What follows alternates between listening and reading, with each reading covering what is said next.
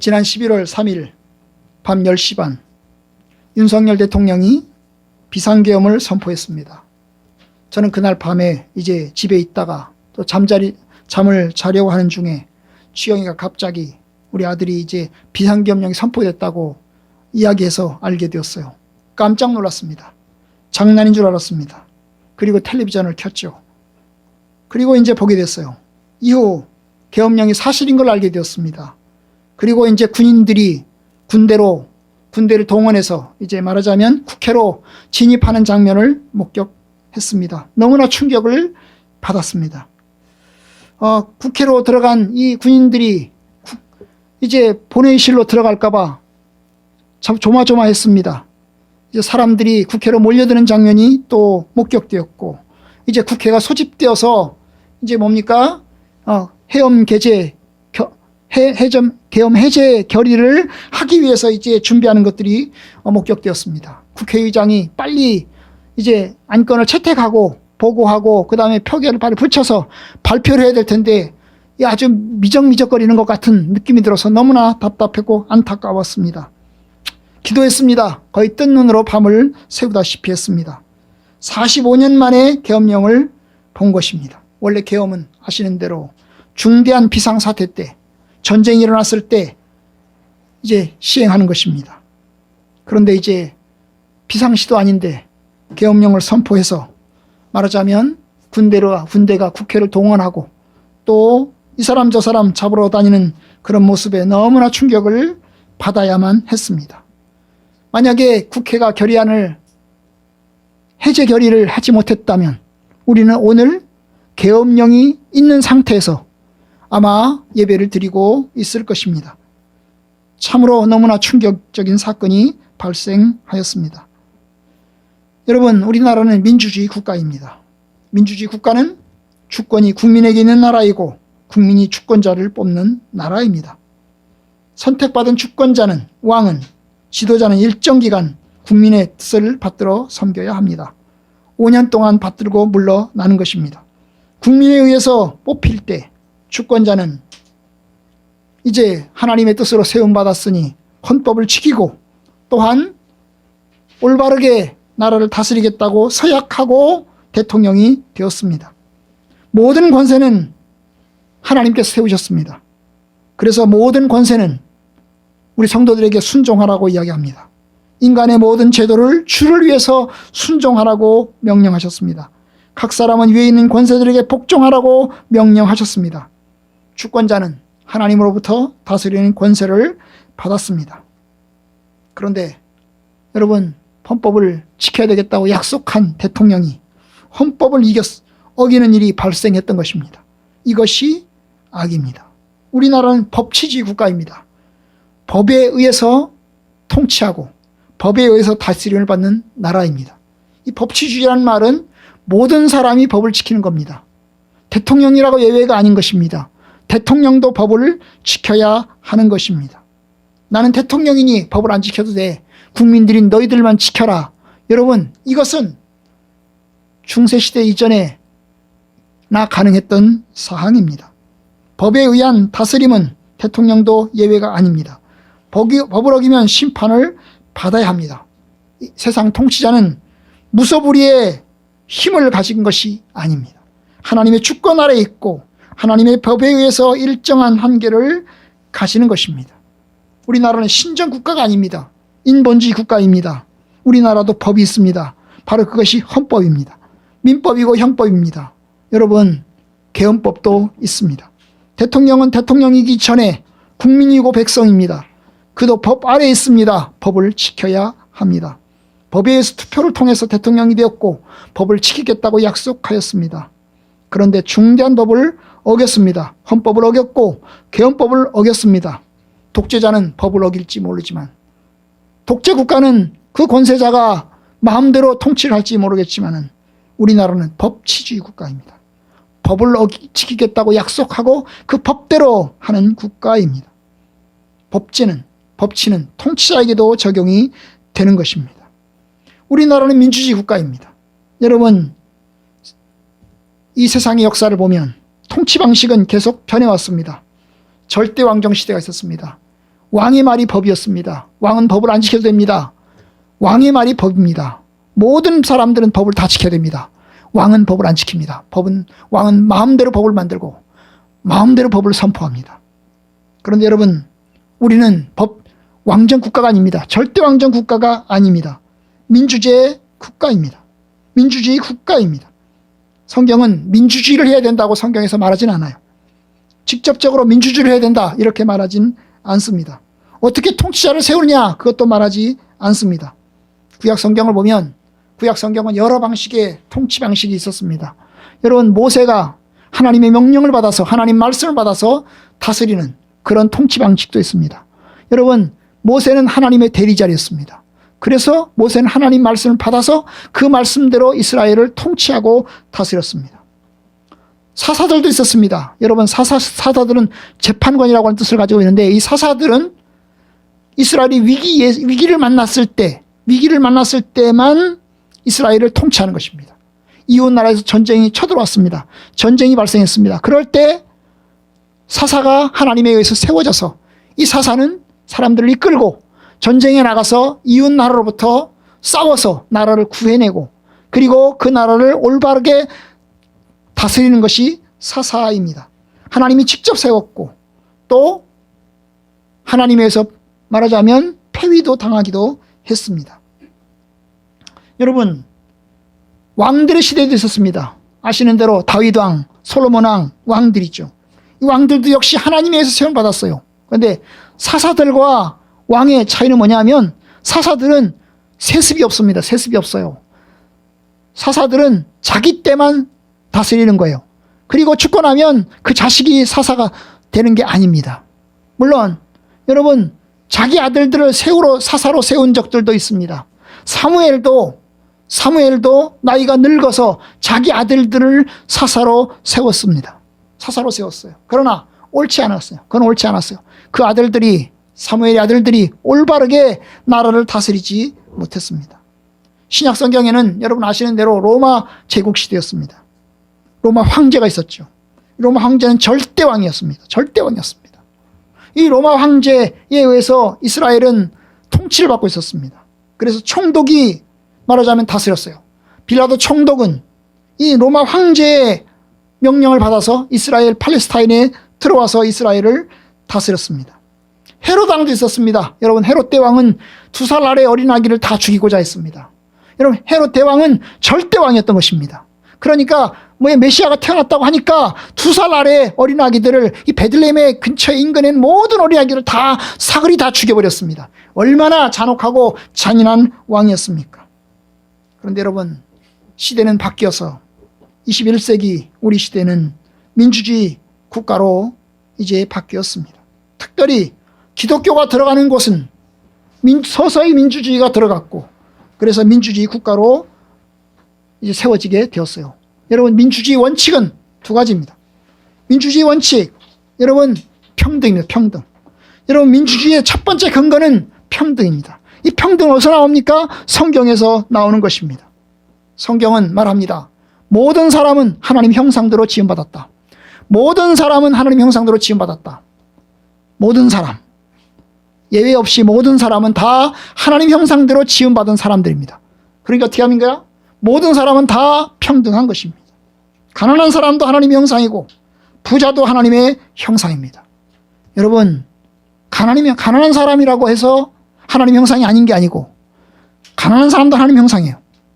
힘없는 사람이라고 해서 하나님 형상이 아닌 게 아니고 힘없는 사람도 하나님의 형상입니다. 그래서 성경은 이야기합니다. 가난한 자를 조롱하는 자는 그를 지으신 주를 멸시하는 것이다. 가난한 사람을 조롱하면, 가난한 사람을 무시하면 그를 지으신 하나님을 무시하는 거다. 가난한 사람을 무시하는 자는 하나님을 무시하는 자다. 이것이 성경이 말하는 겁니다.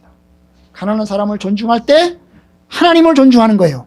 하나님을 존중하는 것이 가난한 사람을 존중하는 것으로 나타난다는 것입니다. 여러분, 그렇기 때문에 어떤 왕도 여러분 가난한 사람 무시할 권리가 없습니다. 모든 사람은 하나님 앞에서 평등한 거예요. 이것이 민주주의의 원칙이에요. 민주주의의 원칙, 기본 원칙은 모든 사람은 평등하다는 겁니다. 2번째 원칙이 있습니다. 여러분, 모든 인간은 죄인이라는 거예요. 모든 인간은 죄인이에요. 완벽한 사람이 없어요. 다 흠이 있고 다 문제가 있어요. 모든 사람이 죄인이기 때문에, 모든 사람이 완벽하지 못하기 때문에, 어떤 사람도 완벽한 사람이 없기 때문에, 모든 사람은 다 죄를 지을 가능성이 있기 때문에 법을 만드는 거예요. 그래서 법을 지켜야 되는 겁니다. 민주주의의 기본 원칙, 인간은 죄인이다. 인간은 죄인이기 때문에 인간은 마음대로 할 수 없다. 법을 만들고 그 법 아래에 왕도, 백성도, 통치자도 다 순종해야 된다. 이것이 민주주의의 기본 원칙입니다. 예외가 없습니다. 왕족도, 부자도, 가난한 사람도 다 법을 지켜야 됩니다. 나는 제외된다. 나는 그 법을 지키는 데서 제외된다. 할 사람이 한 사람도 없습니다. 왜냐? 모든 인간은 죄인인 것입니다. 여러분, 게다가 여러분, 모든 인간은 다 영원하지 않습니다. 모든 권력은 영원하지 않습니다. 죄를 지을 가능성이 크기 때문에, 모든 인간은 죄인이기 때문에 한 사람에게 권력을 다 줄 수 없는 것입니다. 여러분, 권력을 영원하지 않고 모든 인간은 다 악하기 때문에 한 사람에게 모든 권력을 줄 수 없어요. 여러분, 모든 권력은 부패하기 마련입니다. 모든 권력은 부패하기 마련이에요. 절대 권력은 절대적으로 부패합니다. 확실하게 부패합니다. 권력을 가진 자는 부패하게 돼 있어요. 인간은 죄인이기 때문에 권력을 가지면 권력을 가진 순간부터 그 권력을 계속 유지하려고 하고, 그 권력을 계속 유지하려고 하기 때문에 그 유지하기 위해서 악한 수단과 방법을 동원할 욕심을 갖게 됩니다. 따라서 민주주의는 인간이 약하기 때문에, 인간이 죄를 지을 가능성이 충분하기 때문에 권력을 나누는 것입니다. 권력을 나눠요. 그래서 그 권력이 서로 견제를 받게 하는 것입니다. 여러분, 그래서 삼권 분립 구조를 갖는 겁니다. 입법, 사법, 행정의 이 권력 구조를 나누는 것입니다. 인간이 죄인이기 때문에, 인간이 약하기 때문에, 죄를 지을 가능성이 충분하기 때문에, 독재를 행할 가능성이 충분하기 때문에 그 독재를 남용하지 못하도록 나누어서 삼권 분립을 해서 이제 말하자면 해나가는 것입니다. 여러분, 민주주의는 그런 의미에서 성경에서 나온 거예요. 성경에서 민주주의를 해라 얘기하지 않았지만, 인간은 하나님의 형상이기 때문에 평등하고, 또한 동시에 인간은 악하기 때문에 절대 권력을 줄 수 없는, 그래서 삼권 분립을 지향하게 되는 것입니다. 여러분, 이렇게 해서 권력의 평등성과, 그리고 인간은 법 앞에서 하나님의 법을 지켜야 된다고 주장했던 사람들 가운데 사무엘 루터포드가 있습니다. 우리가 사무엘 루터포드의 요리문답을 우리가 얼마 전에 보았지만은, 이 사무엘 루터포드가 이제 쓴 책이 있어요. 렉스라는 것입니다. 이 렉스라는 게 뭐냐면, 하나는 LEX, 그 다음에 하나는 REX예요. REX. 렉스냐 이겁니다. 여러분, 왕이냐 법이냐 그 말입니다. 하나는 법을 의미하고 하나는 왕을 의미합니다. 여러분, 왕이 법을 만드는 겁니까? 아니면 법이 왕을 만드는 것입니까? 법이 왕을 만드는 것입니다. 이것이 성경의 원칙입니다. 사무엘 루터포드는 절대 왕정 시대에 영국에서 이것을 주장했습니다. 왕도 법을 지켜야 된다. 왕도 하나님 말씀대로 살아야 된다. 왕도 하나님의 계명을 지켜야 된다. 이걸 주장했어요. 사무엘 루터포드 목사님 어떻게 됐을까요? 결국 여러분, 왕에 의해서 죽임당했습니다. 사형당했어요. 그렇지만 여러분, 그 사형을 기반으로 해서 영국은 민주주의가 성장하기 시작했어요. 민주주의가 자라기 시작했어요. 바로 그런 것입니다. 권력을 견제하고 권력을 나누는 것입니다.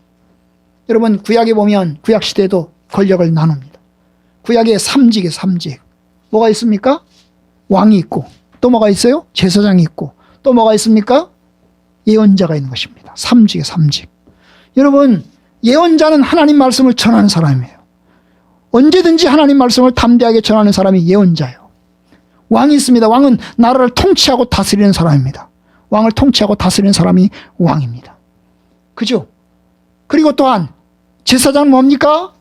하나님 앞에 사람들을 위해서 기도하고, 또한 사람들의 이름으로 하나님 앞에 예배하고, 그리고 사람들에게 하나님 말씀을 가르치는 사람이 제사장입니다. 여러분, 옛날 우리나라 이제 옛날 드라마를 보면, 옛날 돌아오면 왕이 제사장도 겸직을 하는 그런 드라마가 나와요. 왕이 제사장을 겸직을 하는 그런 이야기가 나와요. 그러나 여러분, 이스라엘 국가는 제사장은 제사장이고 왕은 왕이고 예언자는 예언자 3직을 나눴습니다. 특별히 선지자 예언자는 왕을 견지하기 위해서 하나님께서 주신 사람입니다. 왕을 견지하기 위해서 하나님 말씀을 전하는 사람으로 주신 겁니다. 여러분, 오늘 우리가 읽은 말씀 보시면 나단 선지자가 다윗 왕을 찾아와서 이야기를 합니다. 나단 선지자는 선지자입니다. 다윗 왕을 찾아와서 다윗 왕이 잘못했을 때, 다윗이 문제를 일으켰을 때 나단이 찾아와서 하나님 말씀을 전하는 사람이 바로 선지자입니다. 견지하는 거죠. 여러분, 민주주의는 권력을 영원하게 주지 않습니다. 일정 기간마다 국민의 신임을 받게 합니다. 우리나라 5년 만이죠.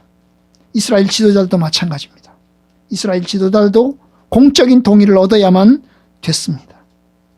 하나님의 뜻이 공적인 동의를 통해서 드러나야 하는 것입니다. 이 세상에서 영원하신 왕, 영원한 통치자, 그는 오직 하나님 한 분밖에 없습니다.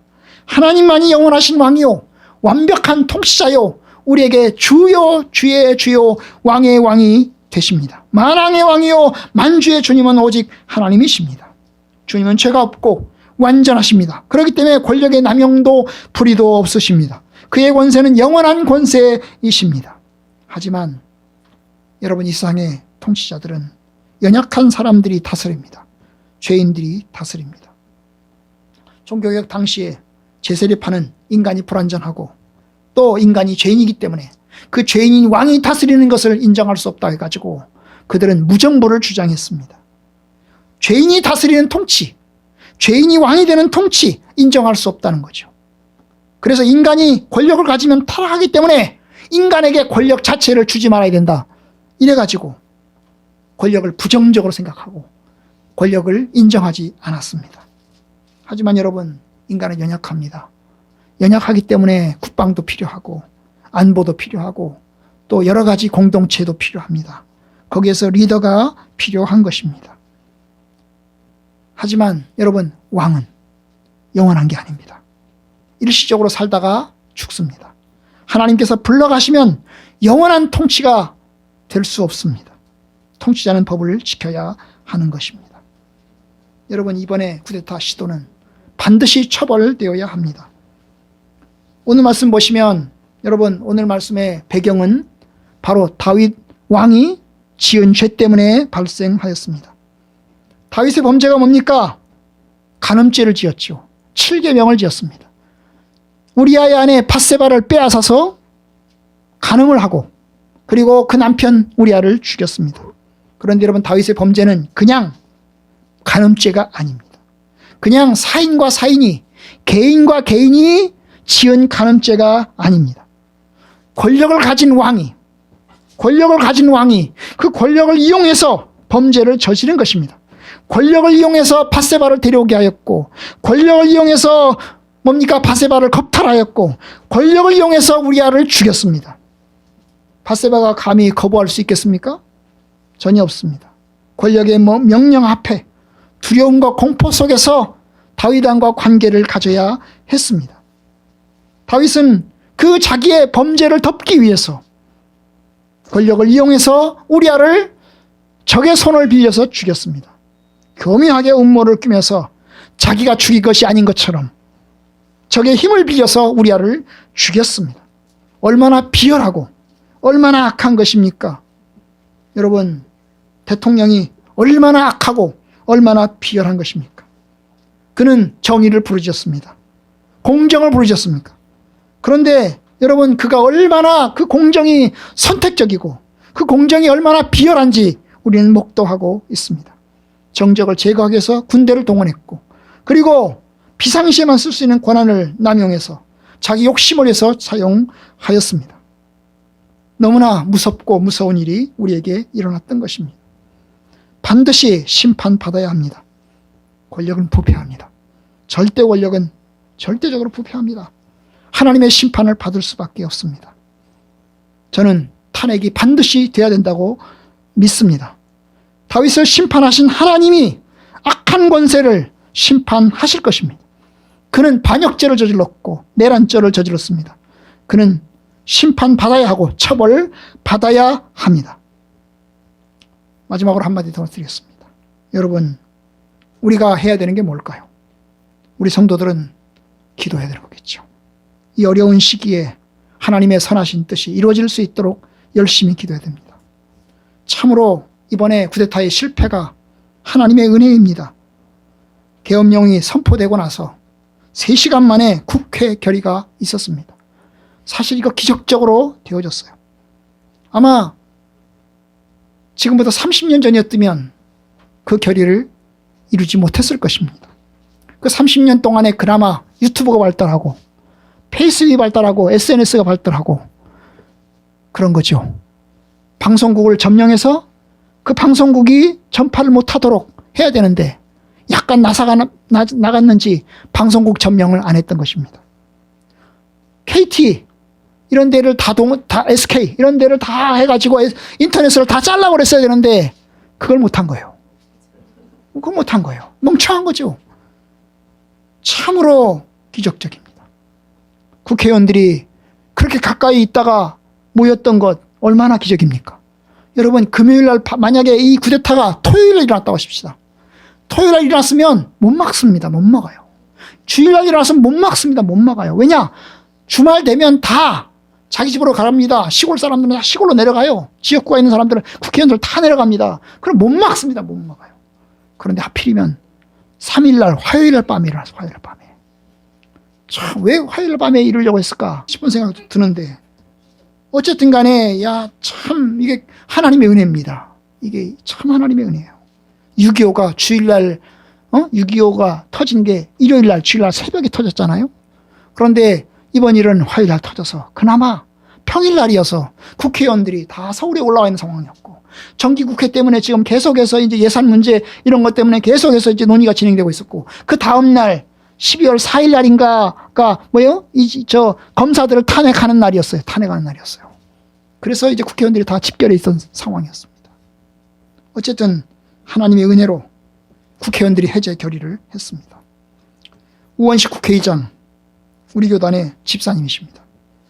기독교인으로서 또한 결의를 주도한 것에 진심으로 감사를 합니다. 하나님께 진심으로 감사를 드립니다. 그래서 이뤄냈어요. 국회의장만 이뤄냈겠어요? 국회의원들도 노력했고 또 국회 보좌관들도 막아서가지고 엄청나게 막아섰고 또 국민들도 갑자기 몰려가가지고 막아섰습니다. 언론 보도도 열심히 했고요. 정말 하나님의 은혜입니다. 이제 그렇게 해서 막아냈어요. 모든 것이 합력하여 선을 이루신 하나님께서 하나님이 은혜 주셔서 모든 것이 합력해서 선을 이루게 하신 줄로 믿고 또 앞으로 그렇게 될 것이라고 생각합니다. 과제됐습니다. 좀 더 민주주의가 지속될 수 있도록 시스템을 좀 더 고쳐야 될 것 같습니다. 계엄령 선포 요건을 좀 더 강화시켜야 됩니다. 심의 대신 결의로 하게 해야 합니다. 참으로 이 쿠데타를 일으킨 사람들은 통치행위라고 주장을 합니다. 사람을 죽이는 것이, 사람을 가두는 것이 통치입니까? 아닙니다. 그것은 포악한 것입니다. 그것은 아주 악한 것입니다. 다윗을 심판하신 하나님이 심판하실 겁니다. 우리는 열심히 기도해야 됩니다. 그뿐만 아니라 하나님의 주권과 하나님의 공의가 세워질 수 있도록 열심히 노력해야 됩니다. 정신 바짝 차리고 우리가 노력해야 될 것입니다. 하나님 아버지, 참으로 주께서 모든 일을 작정하신 하나님께서 선하게 인도해 주시기를 바랍니다. 사람의 마음에는 모든 많은 계획이 있어도 오직 하나님의 뜻이 완전하게 서리라고 하신 하나님께서 참으로 하나님의 뜻이 온전하게 잘 세워지기를 저도 여러분들도 다 같이 열심히 기도해야 될 것입니다.